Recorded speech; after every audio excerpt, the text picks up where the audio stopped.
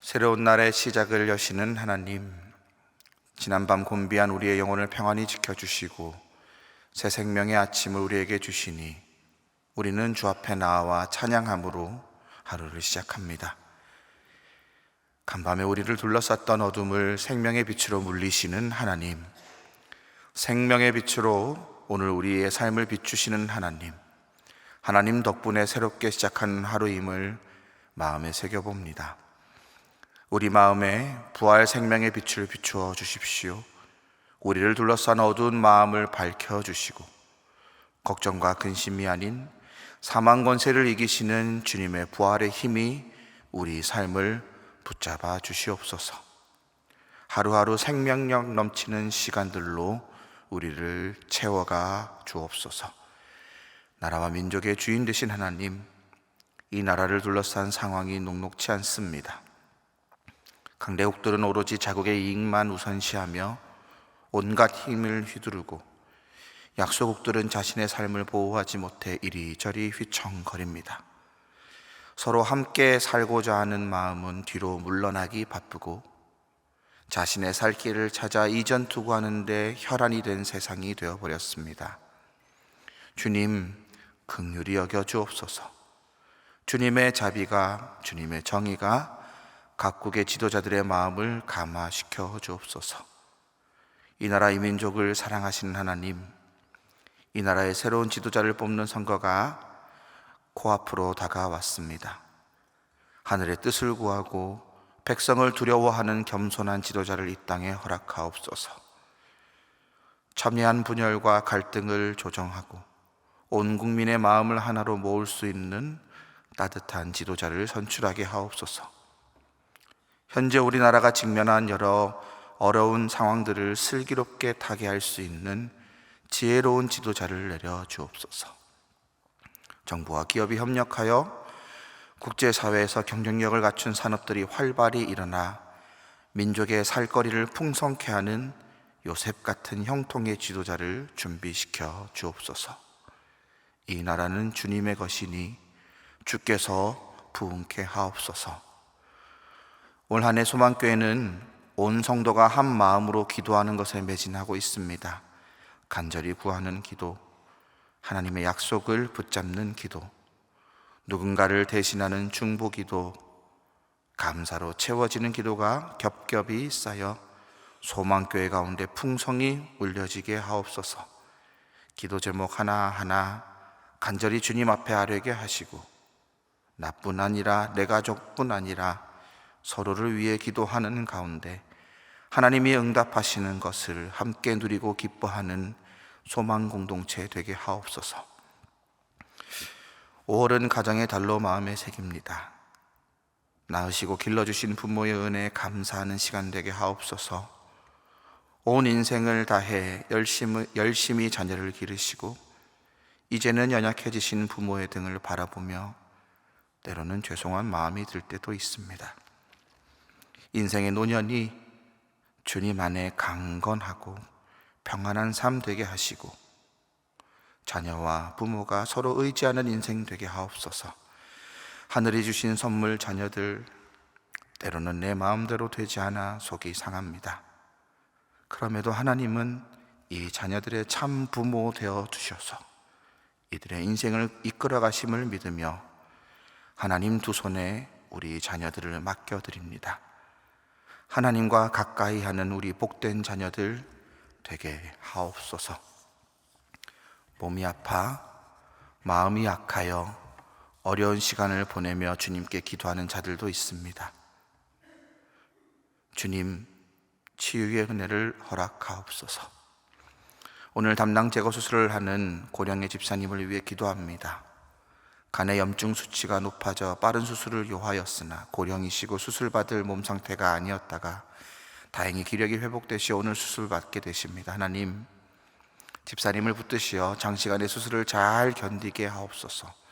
집도 하는 의료진을 주님께서 붙들어 주시고 수술이 잘 되고 모든 염증도 사라지게 하옵소서. 집사님께서 고령이시기에 염려가 큰 우리 가족들에게도 하나님의 평안 함께하여 주옵소서. 안면 마비 증세로 고생하시는 집사님을 위해 기도합니다. 지난 5월 2일부터 과로로 인해 안면 마비 증세가 왔습니다. 현재는 약물 치료와 침 치료를 병행하고 다음 주 정밀 검사 예정입니다. 하나님 속히 호전되게 하시고 주님께서 맡기신 봉사의 자리와 직장과 가정에 충실할 수 있도록 주님 친히 보살펴 주옵소서. 얼마 전부터 돌발성 난청으로 고생하시는 집사님을 위해 기도합니다. 양쪽 귀가 잘 들리지 않아 걱정되고 마음이 힘든 상황입니다. 원래 있던 이명 증상도 더 심해져서 생활하기 어렵다고 합니다. 주님 치유의 은혜를 부어주셔서 하루속히 나을 수 있도록 도와주시옵소서. 불안한 마음에 평안을 주시고 하나님의 역사를 믿는 믿음 또한 부어주옵소서. 오늘 우리에게 내려주실 말씀을 기대하며 주님 앞에 나아갑니다. 성령님이 이 시간 우리 심령 가운데 좌정하셔서 분요한 마음들은 잠재워 주시고 오직 주의 음성을 사모하여 기다리는 마음만 허락하옵소서. 이 시간 우리 영혼판에 오늘 주의 말씀 새겨지게 하옵소서. 예수 그리스도의 이름으로 기도합니다. 아멘. 오늘 우리에게 주신 하나님의 말씀은 열왕기하 1장 1절에서 8절까지 말씀입니다.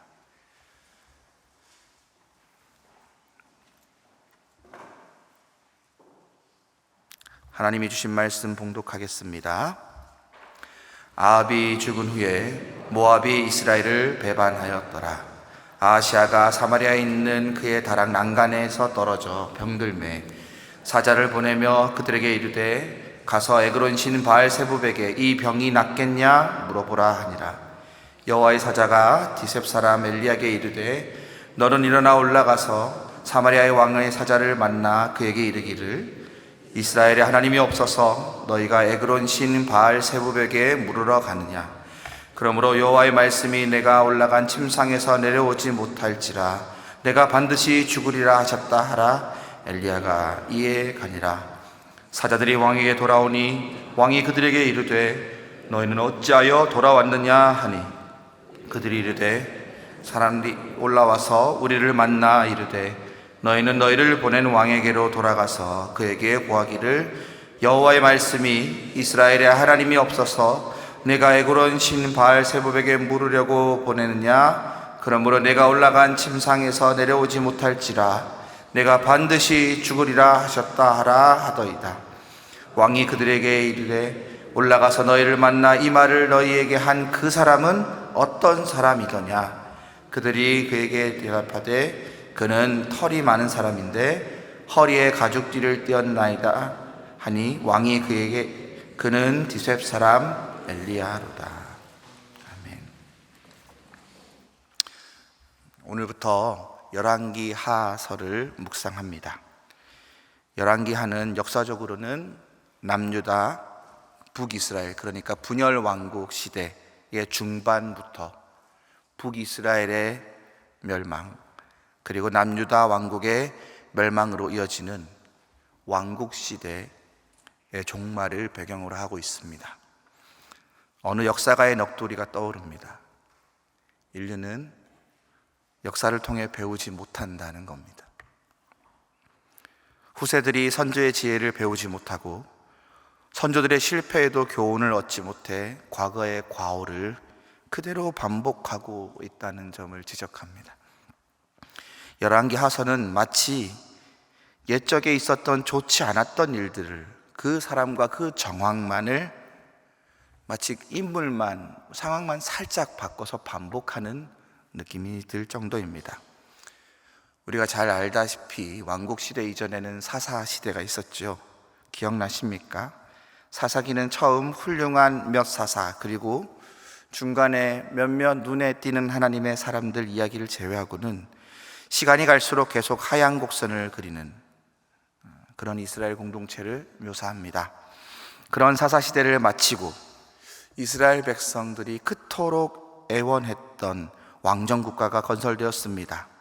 사울, 다윗, 솔로몬. 눈부신 통일왕국 시대. 그러나 그 왕정국가는 분열되었고 세월이 흘러가며 그 영적인 그리고 정치 경제적인 힘이 쇠퇴해 가다가 기어이 종말을 맞는 두 민족 국가의 비극적 운명을 열왕기 하서는 기록하고 있습니다. 그래서 어떤 신학자는요, 이 열왕기서를, 그리고 특히 열왕기 하서를 고대 이스라엘 역사에서 새롭게 그 포장만 바꾼 사사기라고 평가하기도 합니다. 오늘 읽은 열왕기하 1장은 열왕기상 17장에서 시작된 엘리야의 이야기가 마무리되는 그 대미의 이야기를 그리고 있습니다. 열왕기하 1장은 이렇게 시작합니다. 1절입니다. 아합이 죽은 후에 모압이 이스라엘을 배반하였더라. 아합이 죽었습니다. 길르앗 라못 정벌에 나섰던 아합은 전사했습니다. 북이스라엘 정치, 경제, 문화의 중심 그리고 그 전성기를 이끌었던, 그러나 이스라엘 역사에서 하나님 보시기에 참으로 악했던 왕, 그 아합이 죽었습니다. 그 악한 왕이 죽었다 그러니 뭔가 북이스라엘 왕국의 역사에 한 줄기 빛이 비출 것 같은 그런 느낌을 줄 수 있는 대목이기도 합니다. 그러나 역사는 항상 희망만을 약속하지는 않는 것 같습니다. 2절입니다. 아하시아가 사마리아에 있는 그의 다락 난간에서 떨어져 병들매 사자를 보내어 그들에게 이르되 가서 에그론 신 바알세붑에게 이 병이 낫겠나 물어보라 하니라. 아합의 뒤를 이어 그의 아들 아하시아가 왕위에 올랐습니다. 아하시아는 아합과 이세벨 사이에서 태어난 아들로 그 이름의 뜻은 야훼께서 붙으셨다, 여호와의 것이다, 이런 뜻입니다. 이 이름을 비추어 보건대 아합 시대에 이 사마리아 왕궁 그리고 이 북이스라엘 지역에게는 바알 신전을 건립하고 바알 종교를 숭배하기도 했지만 바알 종교만을 국교화한 건 아닌 것 같습니다. 그러니까 북이스라엘 안에 바알 종교, 가나안 종교 외에 야훼 종교도 여호와를 믿는 신앙도 같이 있었던 겁니다. 그래서 왕실에서도 바알만 섬기는 게 아니라 여호와 하나님도 섬겼으니, 그러니 그 아들, 그 왕자의 이름을 여호와께서 붙드시는 자, 여호와의 것, 이렇게 붙였던 것 같습니다. 열왕기상 마지막 22장 52절 53절은 아하시아에 대해서 이렇게 기록했습니다. 그가 여호와 앞에 악을 행하여 그의 아버지의 길과 그의 어머니의 길과 이스라엘에게 범죄한 느바세 아들 여로보암의 길로 행하며 바알을 섬겨 그에게 예배하며 이스라엘 하나님 여호와를 노하게 하시기를 그의 아버지 온갖 행위 같이 하였더라. 아하시아는 아버지 아합의 통치를 보며 바알 숭배의 악함과 무능함을 여러 차례 목격했겠죠. 그러나 하나님은 아하시아가 여전히 부모의 죄를 답습하고 있다 고발합니다. 아하시아가 사마리아 성에 있던 다락에 올라가서 난간에서 떨어져서 병들었습니다. 아마 그가 있던 다락은 더위를 피해 바람이 잘 통하는 곳으로 만든 장소 같습니다. 이렇게 그의 낙상 장소를 언급한 것은, 자세하게 언급한 것은 마치 뭔가 아하시아의 악행을 꼬집는 뉘앙스가 있습니다. 아버지 아합이 죽었습니다. 국가의 위기 상황입니다. 오므리 왕 때부터 시작됐던, 그래서 이스라엘의 속국이 되었던 모압은 아합 왕이 죽자마자 이스라엘의 힘이 약해진 틈을 타서 반란을 일으켰고 더 이상 이스라엘에게 조공을 바치지 않습니다. 이것이 어찌 보면 국가의 첫 번째 추락 사건이라 할 수 있습니다. 나라의 안팎의 위기로 국력이 급격하게 쇠퇴하고 있었습니다. 그런데 이를 보고서도 아하시아가 국가의 리더의 역할을 하지 않고 어디가 있었다고요? 더위를 피해서 다락에 올라가 있었던 겁니다. 거기서 놀다가 낙상한 겁니다. 이걸 꼬집고 있는 것 같습니다. 그렇게 낙상했으면 뭔가 또 좀 정신을 차리고 자신을 뒤돌아봐야 하는데, 아하시아의 선택은 블레셋 에그론 신인 바알세붑에게 가서 신탁을 받는 것입니다. 여기서 바알세붑은 가나안 지역 바알 계통의 여러 신들 중 하나인데요, 에그론 지역에서 숭상하던 파리의 신으로 알려져 있습니다. 고대 이집트나 근동 지역의 파리의 신은 우리가 생각하는 그 파리 맞습니다. 벌레, 파리의 신은 재앙이나 병을 막아주는 치료적인 능력이 있는 신으로 알려져 있었는데, 아마 아하시아는 이 치료의 신 바알세붑에게 자신의 치료 방법이나 운명을 점치려 했던 것 같습니다. 이름은 여호와께서 붙드신다인데 그가 붙잡은 건 파리의 신입니다. 그런데 이 블레셋 에그론의 우상에게 가서 자기의 운명을 묻고 있으니 아버지 아합과 참 별 다를 게 없는 것 같습니다. 무능한데 게으른데 악하기까지 한 것이죠. 이때 여호와의 사자가 엘리야 앞에 나타나 하나님의 뜻을 전합니다. 우리 3절 4절 말씀 같이 읽겠습니다.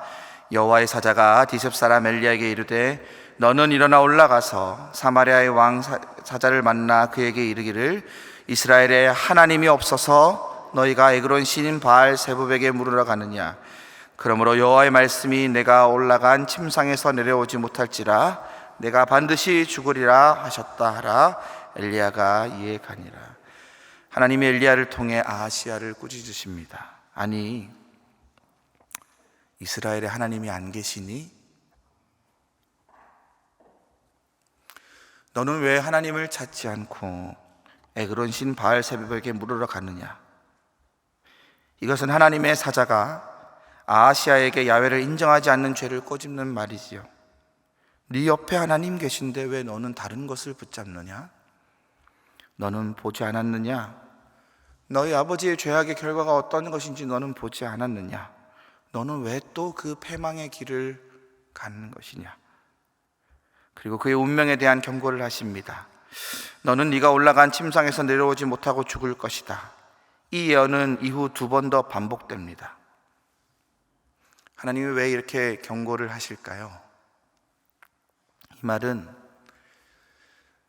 이 경고의 예언을 알아먹고 돌이키라는 거죠. 돌이킬 기회를 주시는 겁니다. 아하시야가 에그론으로 보낸 사자들은 엘리야를 만난 후 아하시야에게 돌아가 엘리야의 예언을 전달합니다. 그런데 아하시야가 궁금했나 봐요. 그가 어떤 사람이었는지 물어봅니다. 우리 7절 8절 말씀 같이 읽겠습니다. 왕이 그들에게 이르되 올라가서 너희를 만나 이 말을 너에게 한 그 사람은 어떤 사람이더냐? 그들이 그에게 대답하되 그는 털이 많은 사람인데 허리에 가죽띠를 띄었더이다 하니 왕이 이르되 그는 디셉 사람 엘리야로다.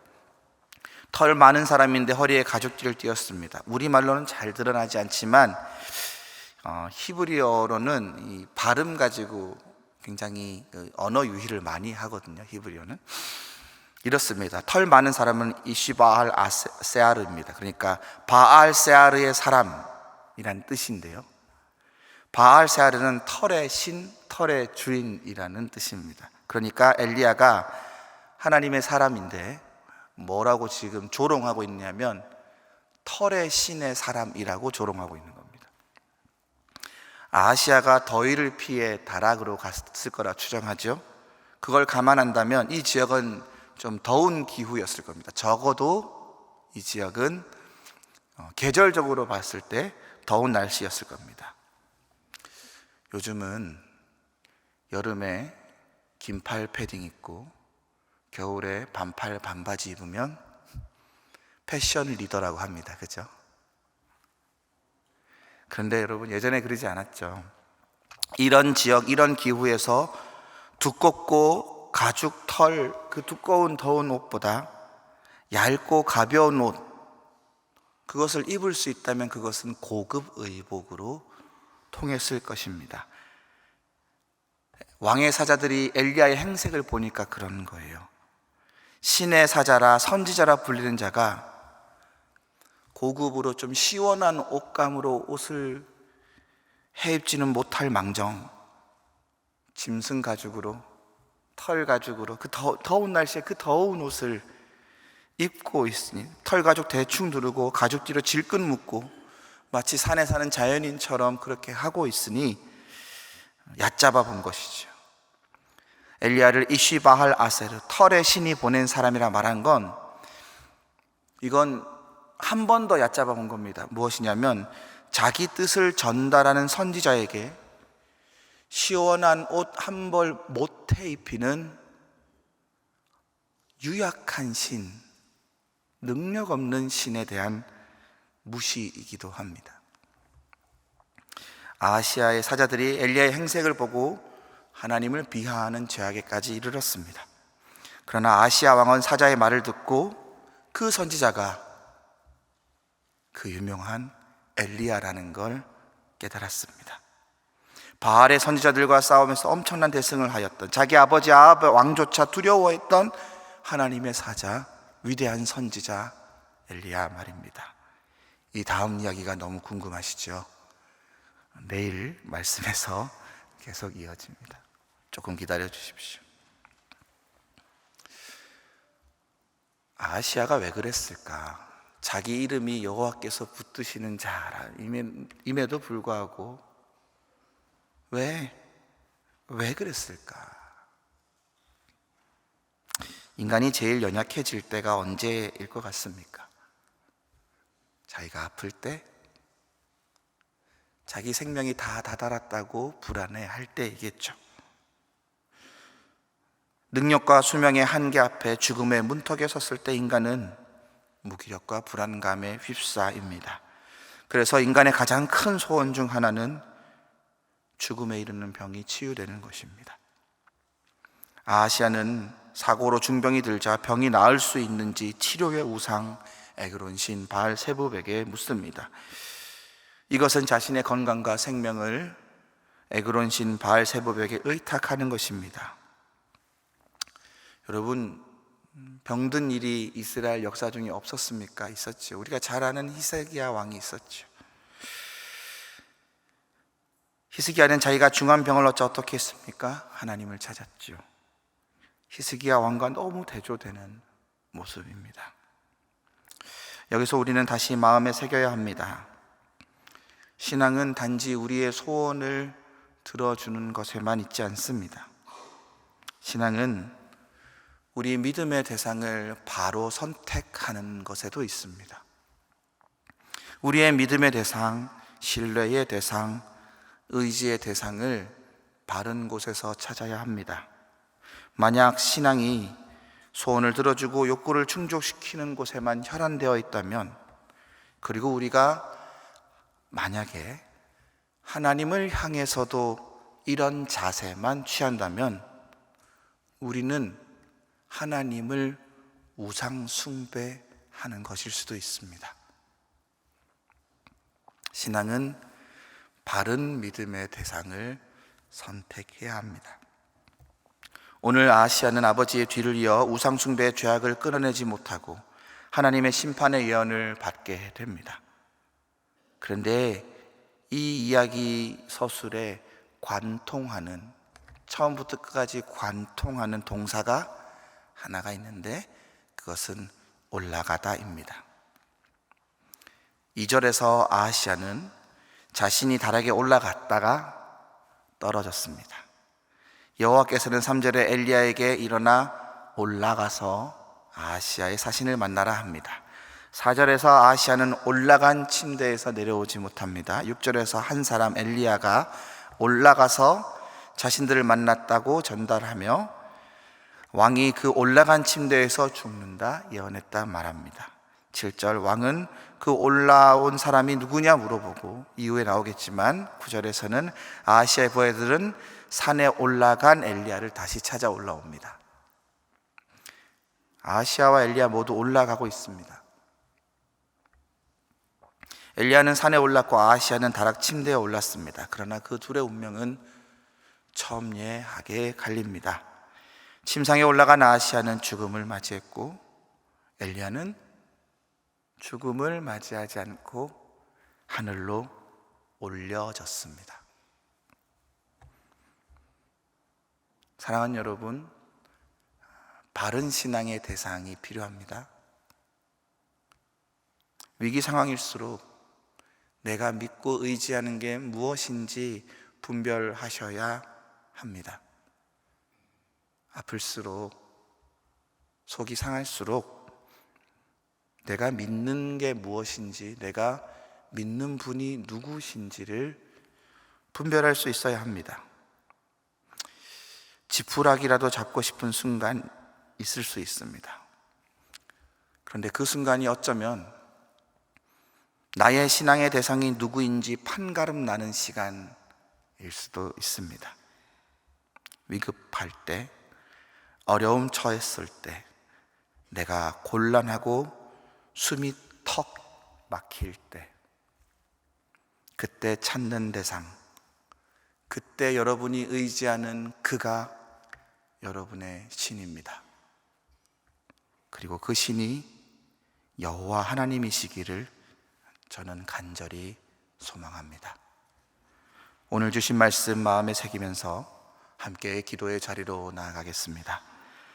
하늘에 계신 우리 아버지, 아버지의 이름을 거룩하게 하시며 아버지의 나라가 오게 하시며 아버지의 뜻이 하늘에서와 같이 땅에서도 이루어지게 하소서. 오늘 우리에게 일용할 양식을 주시고 우리가 우리에게 잘못한 사람을 용서하여 준 것 같이 우리 죄를 용서하여 주시고 우리를 시험에 빠지지 않게 하시고 악에서 구하소서. 나라와 권능과 영광이 영원히 아버지의 것입니다. 아멘.